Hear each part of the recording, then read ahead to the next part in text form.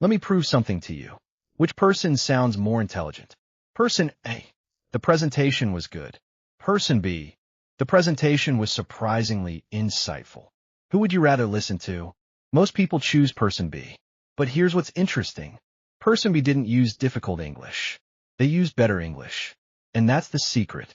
You don't sound intelligent by using long, complicated words.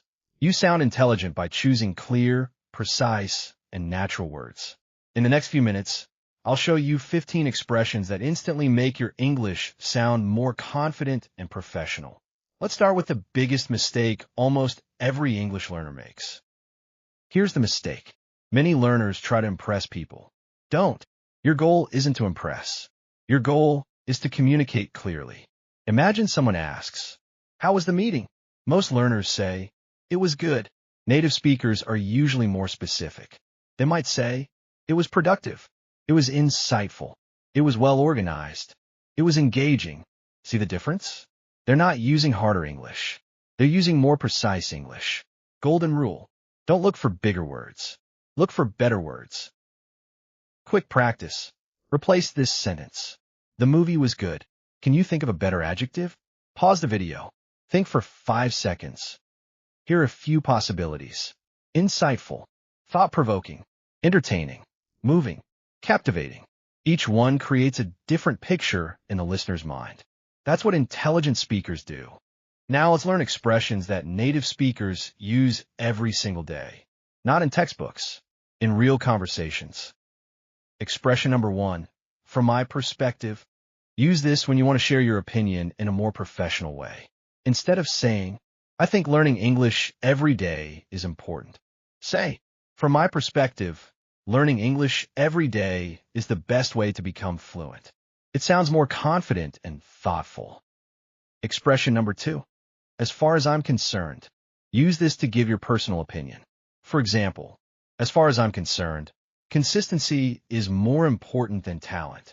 It's a natural expression you'll hear in conversations and discussions. Expression number 3, that's an interesting point. Use this before sharing your opinion. For example, that's an interesting point. I think there's another way to look at it. It makes you sound respectful and open-minded. Expression number 4, I see where you're coming from. Use this when you understand someone's opinion, even if you don't completely agree. For example, I see where you're coming from, but I think we should consider another solution. It helps you disagree politely. Expression number 5, one thing worth mentioning is. Use this when you want to add an important idea. For example, one thing worth mentioning is that confidence comes with practice. This expression helps your ideas sound organized and professional. Expression number 6, what stands out is. Use this to highlight the most important point. For example, what stands out is how calmly she handled the situation. It helps draw attention to what really matters. Expression number 7, generally speaking. Use this when you're talking about something that's usually true. For example, generally speaking, people remember confidence more than perfect grammar. It's a natural way to introduce a general idea. Expression number 8, interestingly enough. Use this before sharing a surprising fact. For example, interestingly enough, many native speakers use simple vocabulary every day. It makes your conversation more engaging. Expression number 9, it's worth considering. Use this when you want someone to think about an idea. For example, it's worth considering both sides before making a decision. It makes you sound thoughtful and balanced. Expression number 10, to put it another way. Use this when you want to explain the same idea more clearly. For example, speaking slowly isn't a weakness. To put it another way, it's a sign of confidence. This helps your message become easier to understand.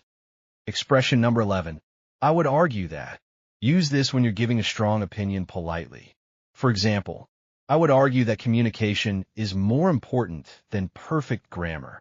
It sounds confident without being aggressive. Expression number 12, the key takeaway is. Use this to summarize your main point.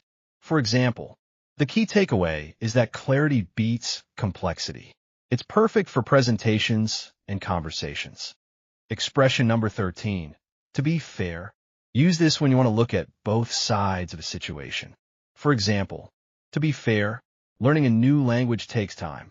It makes you sound balanced and reasonable. Expression number 14. That raises an important question. Use this when you want to introduce the next idea or make people think. For example, that raises an important question. How can we improve our English every day? It's a great expression for discussions, presentations, and public speaking. Expression number 15. In other words, use this when you want to explain an idea more simply. For example, practice every day. In other words, small habits create big results. This expression helps make your message clear and easy to understand. Now it's your turn. Try using these expressions in your everyday conversations. The more you practice them, the more natural and confident your English will sound.